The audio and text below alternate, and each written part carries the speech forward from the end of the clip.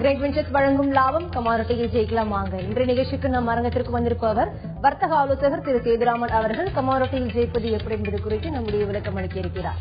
நேர்களே, நீங்கள் செய்ய வேண்டியவை டிவி ஸ்கிரீன் பிளாஷ் கேட்டிருக்க இந்த நம்பருக்கு டயல் செய்து உங்கள் கேள்விகளை கேட்கலாம். வாங்க நிகழ்ச்சி போகலாம். வணக்கம் சார். கமாடிட்டி சந்தை குறித்து நிறைய மார்க்கெட் மூவ்மெண்ட்ஸ் வந்து இந்த ஃப்ரைடே அண்ட் நேத்து வந்து நிறைய மாற்றங்கள் வந்து ஏற்பட்டிருக்கு. கோல்ட பத்தி மிகப்பெரிய மாற்றம் வந்து பாத்தீங்கன்னா ஃப்ரைடே வந்து ஒரு நல்ல இறக்கத்தவே கொடுத்திருக்கு. கடந்த 5 வருடம் இல்லாத அளவுக்கு ஒரு இறக்கத்தை கொடுத்திருக்கு. இந்த தருணத்துல வந்து கோல்டுல முதலீடு செய்யலாமா? அதே மாதிரி நகை விற்பனை, ஆபரணங்கள் வாங்கும் விற்பனை வந்து மக்கள் மத்தியில அதிகமா ஆர்வம் காட்டிட்டு வராங்கன்னு சொல்றாங்க. இதுக்கெல்லாம் உங்க கருத்து என்ன சார்? நல்ல கேள்வி. அதாவது கோல்டு அண்ட் சில்வர் பார்த்தோம்னு வச்சுங்களேன், கோல்டு வந்து கிட்டத்தட்ட 9 மந்த் லோ, அதே மாதிரி சில்வர் பார்த்தோம்னா 2010 லோ கிட்டத்தட்ட வந்திருக்குன்னு சொல்லலாம். சோ மெயினா வந்து இந்த கோல்டு சில்வர் ரேஷியோன்னு எடுப்போம். இந்த கோல்டு சில்வர் ரேஷியோ எடுத்தோம்னா ஒரு 5 இயர் ஹையை வந்து இப்ப டச் பண்ணிருக்குன்னு சொல்லலாம். இதுக்கு மெயினா வந்து பிரைசஸ் வந்து ஒரு ஷார்ப்பனா விழுந்தது அப்படிங்கிறது ஒரு காரணம் சொல்லலாம். இரண்டாவது, இந்த comparative from June to September அப்படின்னு எடுத்தோம்னா கோல்டு வந்து 8.8% விழுந்திருக்கு. அதே சில்வர் வந்து 19% விழுந்திருக்கு. சோ ஆவரேஜா 71% ஹை பாத்தீங்கன்னா வந்து சில்வர்ல வந்து இந்த வீழ்ச்சி இருக்கு. சோ இது என்ன குறிக்கிறது அப்படின்னு பாத்தீங்கன்னா, சோ கோல்டுல வந்து ஃபர்தர் ஃபால் இருக்கக்கூடும். ஆனால் சில்வர்ல வந்து இந்த ஃபால், அதாவது ஒரு ரீபவுண்ட் ஆகும்பொழுது, இந்த இண்டஸ்ட்ரியல் ஆக்டிவிட்டி ரீபவுண்ட் ஆகும்பொழுது சில்வர்ல வந்து ரீபவுண்ட் வந்து ஃபாஸ்டா இருக்கும் அப்படிங்கறத வந்து நம்ம வந்து எதிர்நோக்கலாம் இதுல இருந்து. ரெண்டாவது, நீங்க வந்து இந்த ரீட்டைல் பத்தி கேட்டீங்க இல்லையா? இந்த ரீட்டைல்ல பார்த்தோம்னாக்க இந்த காரிஃப் இப்ப நடக்கக்கூடிய நம்மளுடைய விவசாயத்துல வந்து நல்ல மகசூல் இருக்கிறதுனால நார்மலா விவசாயிகள் என்ன பண்ணுவாங்கன்னாக்க இந்த தீபாவளி சமயத்துல அதை வித்துட்டு கோல்டுலையும் சில்வர்லயும் வாங்குவாங்க. அது இந்த ட்ரிப் வந்து ஆக்டிவிட்டி அதிகமாக இருக்கக்கூடும் என்று எதிர்பார்க்கலாம். கிட்டத்தட்ட நம்மளுடைய ரூரல்ல தான் கோல்டு அண்ட் சில்வர்ல 60% ஆஃப் டிரான்சாக்சன் நடக்குது. சோ என்டையர் இந்தியால ரூரல்ல தான் நடக்குது. சோ மெட்ரோ சிட்டிஸ்ல ஒண்ணுமே இல்லைன்னு சொல்லலாம். சோ அது மாதிரி இந்த ஒரு கடந்த ஒரு 3-4 மாதங்களாக பார்க்கும் பொழுதும் ஓவரால் அந்த ஹோல் இயர்ல அரௌண்ட் 975 டன்ஸ் வந்து கோல்டு வந்து இம்போர்ட் ஆயிருக்குன்னு சொல்லலாம். இப்ப வந்து ஒரு இந்த டாக்ஸ்ல வந்து ஆங்கிள் பார்த்தோம்னா ஒரு 0.2% இறக்கினாலே கிட்டத்தட்ட 500 ரூபாய்க்கு மேல கோல்டுல வந்து இறங்கக்கூடிய வாய்ப்புகள் இருக்கும். சோ இந்த அளவுக்கு வந்து இப்படி இருக்கும் பொழுது கோல்டு வந்து இன்டர்நேஷனல் மார்க்கெட்ல பார்த்தோம்னு வச்சுங்களேன், இடிஎஃப்ல வந்து பாத்தீங்கன்னா நிறைய வித்திருக்காங்க. கிட்டத்தட்ட 1380 டன் இருந்த இடத்துல இன்னைக்கு வந்து 750 டன் தான் வந்து ரிசர்வ் இருக்கு இடிஎஃப்ல. அந்த அளவுக்கு வந்து கோல்டுல வித்திருக்காங்க. அதுபோல் சில்வர்லயும் வந்து ஒரு பெட்டர் ரியாக்ஷன்ஸ் வரும். சார், தொடர்ந்து கோல்ட பத்தி பல செய்திகளை விரிவா பேசலாம் சார். மதுரையில இருந்து ஒரு நேர் லைன்ல இருக்காங்க. வணக்கம் ஞானஸ்கந்தன். வணக்கம் மேடம். சொல்லுங்க ஞானஸ்கந்தன், கமாடிட்டி சந்தை குறித்து உங்க கேள்வி என்னன்னு சத்தமான தெளிவா கேளுங்க. ஐயா வணக்கம். ஐயா வணக்கம். மதுரையில இருந்து ஞானஸ்கந்தன் பேசுறேன். ஐயா சொல்லுங்க. இப்பயா அளவுகள் மட்டும் போதும் நீங்க ட்ரேட் பண்றதுக்கு, சார்ட்டோ டேட்டாவோ எதுவுமே பார்க்க வேண்டியில்லைன்னு சொல்றாங்க ஐயா. அது கொஞ்சம் விரிவா கொஞ்சம் விளக்கம் சொல்லுங்க. என்ன ஆலோசனை கேட்கிறாரு உங்க அளவுகள் மற்றும் போரும் சார்ட் அண்ட் லெவல்ஸ் டேட்டா வேண்டான்னு சொல்றாங்க. டேட்டா வேண்டான்னு சொல்றாங்க. அதாவது ஒவ்வொன்னு வந்து இம்ப்ளிமெண்ட் பண்ணும். சோ நீங்க வந்து இந்த அளவுகளை ஒண்டி நீங்க வந்து பிராக்டிஸ் பண்ண போறீங்க அப்படின்னா அந்த அளவுகளுடைய என்டையர் டேட்டா, அதாவது அளவுகளுடைய இன்புட் என்னென்னலாம் அளவுகள் சொல்றாங்களோ அந்த அளவுகளை நீங்க வந்து சரியா வைத்திருக்க வேண்டும். அதற்கு அட்லீஸ்ட் குறைஞ்சது ஒரு 21 days or 3 months or 6 months அந்த அளவுகள் இருக்க வேண்டும்.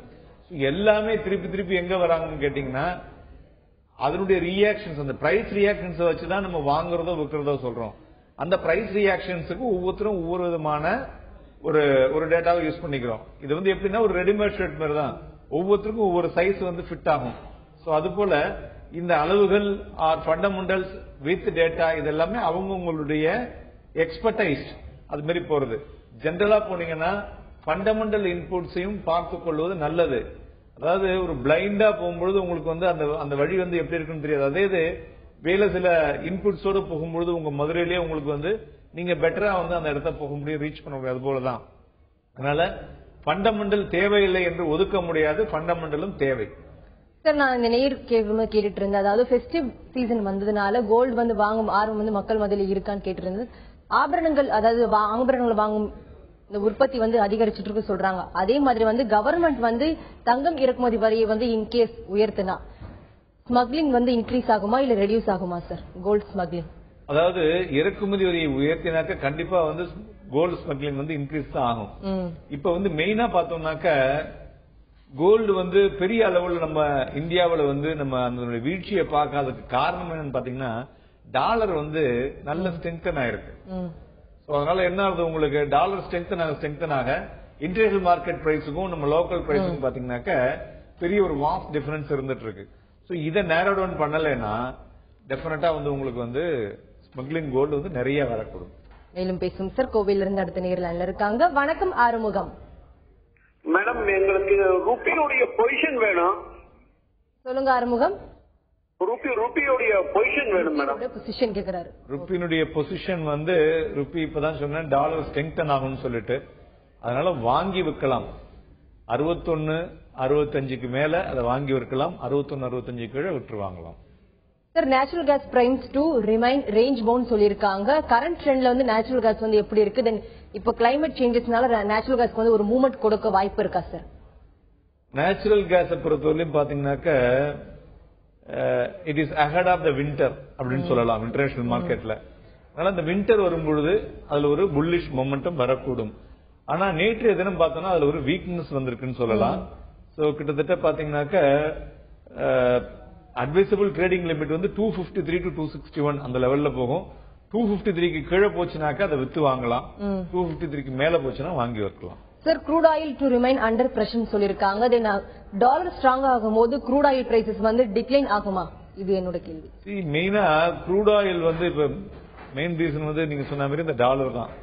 டாலர் வந்து டாலர் இண்டெக்ஸ் ஸ்ட்ரெங்தனா இருக்கிறதுனால க்ரூட் ஆயில் வந்து ஆக்சுவலா வந்து பெரிய ஃபால வந்து அதர் கண்ட்ரீஸ்ல பார்க்கல.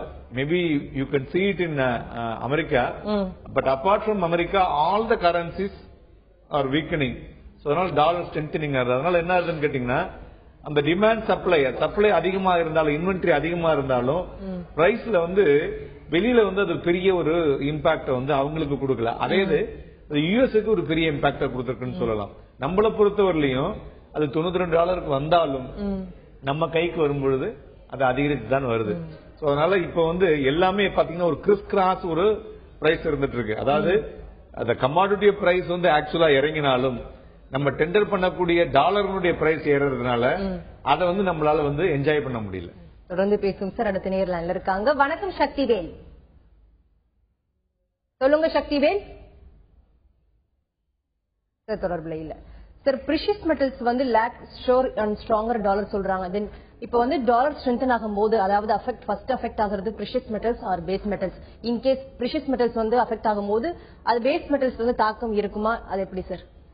இல்ல ஆக்சுவலா பேஸ் மெட்டல்ஸை பொறுத்தவரையும் உங்களுக்கு வந்து based on the economy. Okay, ஏசியால வந்து பிக்கஸ்ட் எக்கானமி சைனா வந்து எனி ஸ்லோ டவுன் ஆச்சுன்னா உங்களுக்கு வந்து அதனுடைய தாக்கம் இருக்கும். மெயினா வந்து பாத்தீங்கன்னா காப்பர் ஆகட்டும் சரி, ஜிங்க் ஆகட்டும் சரி, அலுமினியம் ஆகட்டும் எல்லாமே வந்து ஒரு வீக்னஸ் தான் வந்து இருந்துட்டு இருக்கு. சோ இந்த வீக்னஸ் வந்து திரும்பணும்னாக்க சைனாவுடைய இண்டஸ்ட்ரியல் ப்ரொடக்டிவிட்டி மாற வேண்டும். அது போல யூரோப்பும் வந்து பாத்தீங்கன்னா எக்கனாமிக் ஆக்டிவிட்டிஸ் வந்து ஸ்லம்பா இருக்கு. பிஎம்ஐ டேட்டா வந்து ஸ்லம்பா தான் இருக்கு. அதனால பேஸ் மெட்டல்ஸ்ல அந்த வீக்னஸ் வந்து இன்னும் தழுவுதுன்னு சொல்லலாம். சார் தொடர்ந்து பேசலாம் சார். நெக்ஸ்ட் காலர் லைன்ல இருக்காங்க. வணக்கம் மணிமாறன். வணக்கம் மேடம். சொல்லுங்க மணிமாறன், உங்க கேள்வி என்னன்னு சத்தமா கேளுங்க. இது கமோடிட்டி அக்கவுண்ட்ல கோல்டு வாங்கி விக்கிறது நல்லதா அல்லது மார்க்கெட்ல 24 கேரட் வாங்கி வச்சுட்டு பின்ன அதை விற்கலாமா? ஓகே, அதாவது நல்ல கேள்வி. அதாவது கமாடிட்டி மார்க்கெட்ல வாங்கி விற்கிறது வந்து நீங்க வந்து உங்களுடைய லாபங்கள் அதாவது பினான்சியல் ஸ்ட்ரெங்தனுக்காக பண்றது. பிசிக்கல் கோல்டு வாங்கி வைக்கும்போது உங்களுக்கு பிராக்டிகலா நிறைய டிஃபிகல்டிஸ் இருக்கும். ஸோ அதை வந்து நீங்க போய் கடையில வாங்கி திருப்பி கொடுக்கும் பொழுது அதுக்குண்டான டாக்ஸஸ் அண்ட் அதர் திங்ஸ் அதெல்லாம் வந்து ரொம்ப அதிகமாக இருக்கும். ஆல்வேஸ் வந்து உங்களுக்கு ஒரு ஃபியூச்சர் மார்க்கெட்ல பண்ணும் பொழுது உங்களுக்கு வந்து ஒரு சேஃப்டி இருக்கும். ரெண்டாவது வந்து தேவையில்லாம நீங்க வந்து அதை லிக்விடிட்டி பண்ணும் பொழுது அதுக்கு உண்டான யார் பையர்னு தேட வேண்டிய அவசியம் இருக்காது. உடனே எடுத்து உடனே பண்ணலாம். ரெண்டாவது நீங்க இங்க வாங்கும் பொழுது கேரி ஓவர் பண்ணும்போது நீங்க வந்து மார்ஜின் ஒண்டி பே பண்ணிட்டு மார்க் டு மார்க் பே பண்ணா போறோம். ஸோ ஃபுல் அமௌண்ட் கொடுத்து வாங்கி வைக்கணுங்கிற அவசியமும் கிடையாது. இதெல்லாம் வந்து உங்களுக்கு வந்து ஒரு பெட்டர் பெனிஃபிட்டா தான் இருக்கும். பெட்டர் வந்து கமாடிட்டி மார்க்கெட்ல வாங்கி வைப்பதுதான் நல்லதா இருக்கும். மேலும் பேசும் சார். சேலத்துல இருந்து அடுத்த நேரில் இருக்காங்க. வணக்கம் தினேஷ். சொல்லுங்க தினேஷ். நேச்சுரல் கேஸ் லெவல்ஸ் கேக்குறோம் சார். நேச்சுரல் கேஸை பொறுத்தவரையிலும் பார்த்தோம்னாக்க ஒரு புல்லிஷ் மொமெண்டம் அப்படிங்கிறது பாத்தீங்கன்னாக்க 257 என்பதுக்கு மேலதான் கொடுக்குது. ஸோ 250 to 10க்கு கீழே நீங்க வந்து அதை விற்கலாம். 248 லெவல் வந்து வரக்கூடிய வாய்ப்புகள் அதிகமாக இருக்கு. நேற்றைய தினம் நேச்சுரல் கேஸ் ஒரு பேரிஷ்னஸ் கொடுத்திருக்கு, அதனால விற்று வாங்குவது நல்லது. மேலும் பேசும் சார். கோவிலிருந்து அடுத்த நேரில் இருக்காங்க. வணக்கம் மணிகண்டன். பேசுங்க மணிகண்டன்.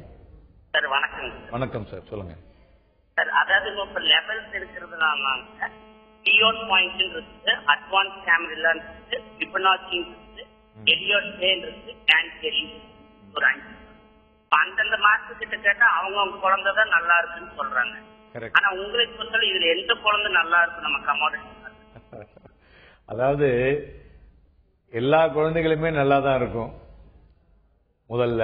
ரெண்டாவது வந்து நீங்க வந்து எதுல வந்து உங்களுக்கு வந்து மச் ஆஃப் இன்ட்ரெஸ்ட், ஃபிப்னாசிலியா கேன்டேரியா எதுலங்கிறது நீங்க ஏதாவது ஒரு இதுல தான் வந்து இப்போ ஒரு டாக்டர்னு போனீங்கன்னா ஒவ்வொருத்தரும் ஒரு ஸ்பெஷலிஸ்டா இருப்பாங்க.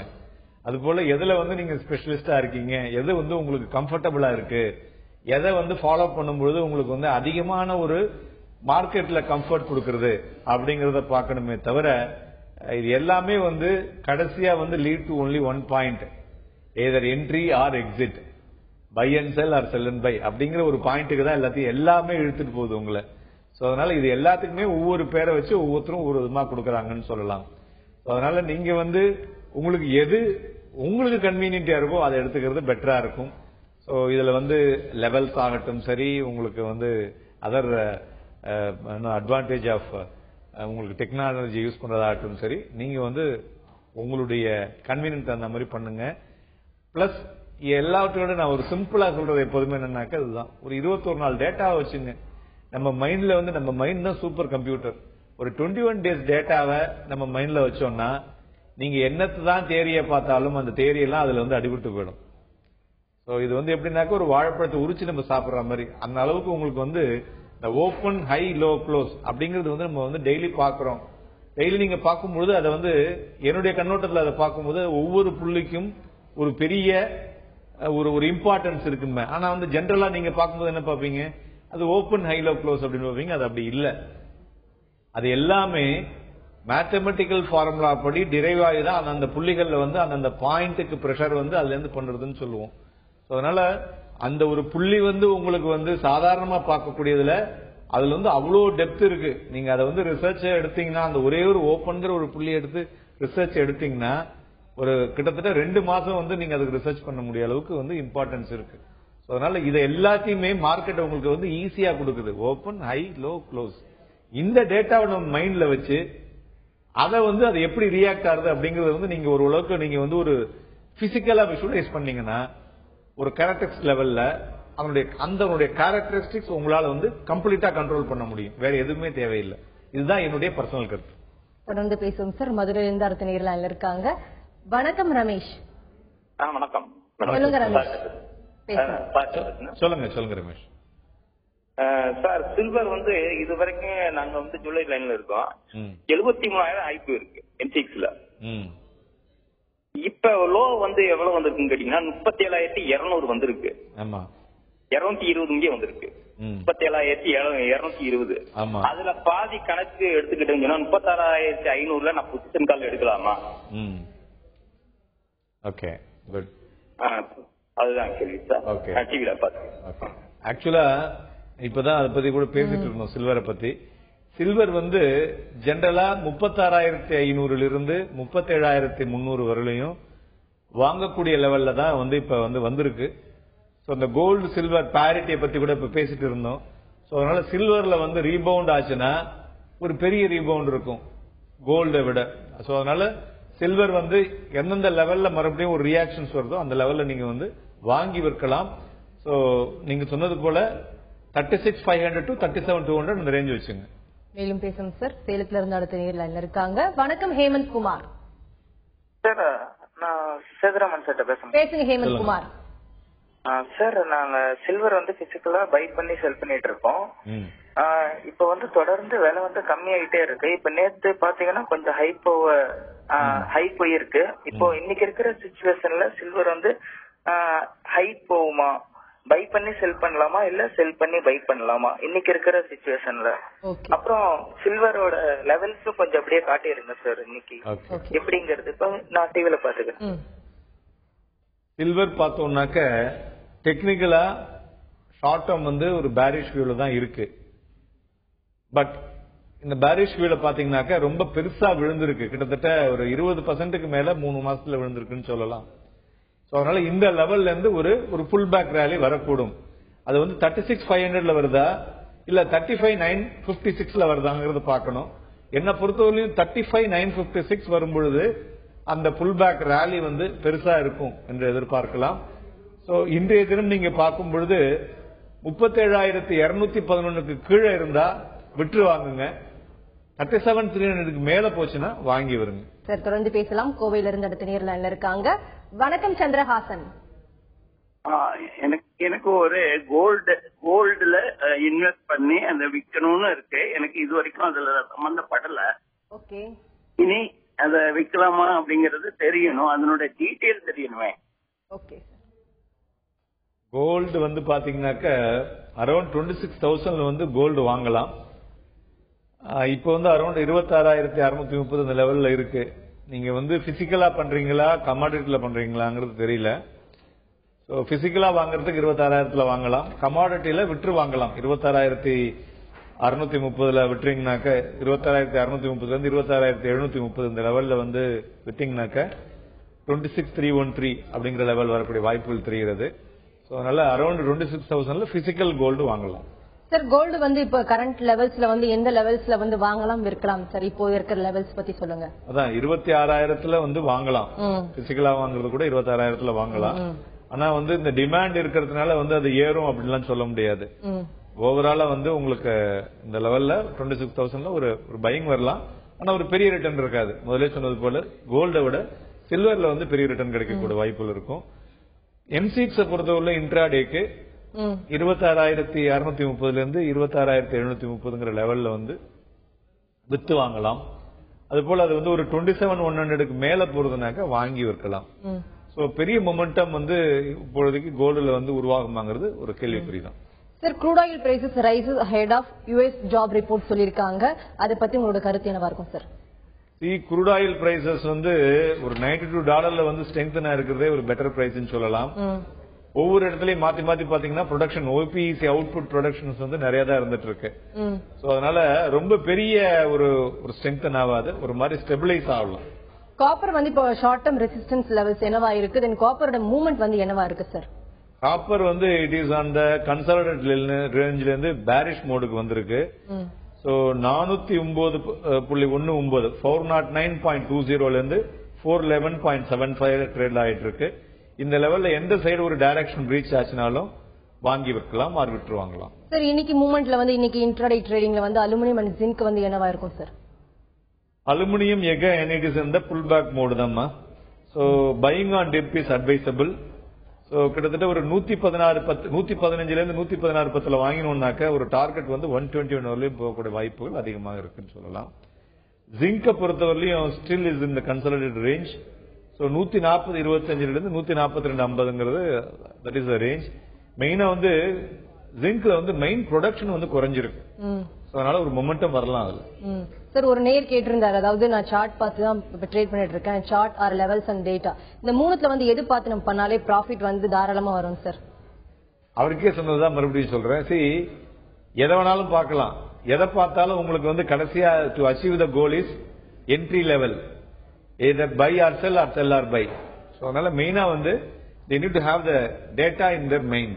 இது எல்லாத்துக்குமே சும்மா வந்து கம்ப்யூட்டரை பார்த்துட்டு இது வித்துருன்னு சொல்றது அது வாங்குறதுன்னு சொல்றதை விட ஒரு அட்லீஸ்ட் ஒரு 3 வீக் டேட்டா மைண்ட்ல இருந்ததுன்னா அவங்களால வந்து அந்த டேட்டாவை வந்து அதுதான் என்ன சொல்லுவோம்னா இன்டர்பிரேஷன். சோ அது வந்து பெட்டரா கிடைக்கும். சப்போஸ் அதுவே வந்து வாங்குன்னு சொல்லும் பொழுது நம்ம கையில 3 வாரத்து டேட்டா கரெக்டா இருந்துன்னு வச்சுங்களேன், அது தப்பா சொன்னா கூட இந்த லெவல்ல ஏன் சொல்லுதுங்கிற மாதிரி நம்ம திருப்பி அதை வந்து ரீவிசிட் பண்ணுவோம். இல்லைன்னா ஜஸ்ட் லைக் தட் பண்ணும் பொழுது மிஸ்டேக் வரக்கூடிய வாய்ப்புகள் அதிகமா இருக்கும். மேலும் பேசுவோம் சார். பெரம்பலூர்ல இருந்து ஒரு நேர்லைன்ல இருக்காங்க. வணக்கம் சந்திரசேகர். Chandrasekhar sir madam. சந்திரன் சொல்லுங்க. சந்திரன் உங்க கேள்வி என்னன்னு கேளுங்க. அதாவது இப்ப பிஎஸ்சி இந்தியா லிமிடெட் ஒரு கம்பெனி ஆரம்பிச்சிருக்காங்க மேடம். சந்திரன் உங்க கேள்வி என்னன்னு சத்தமா கேளுங்க.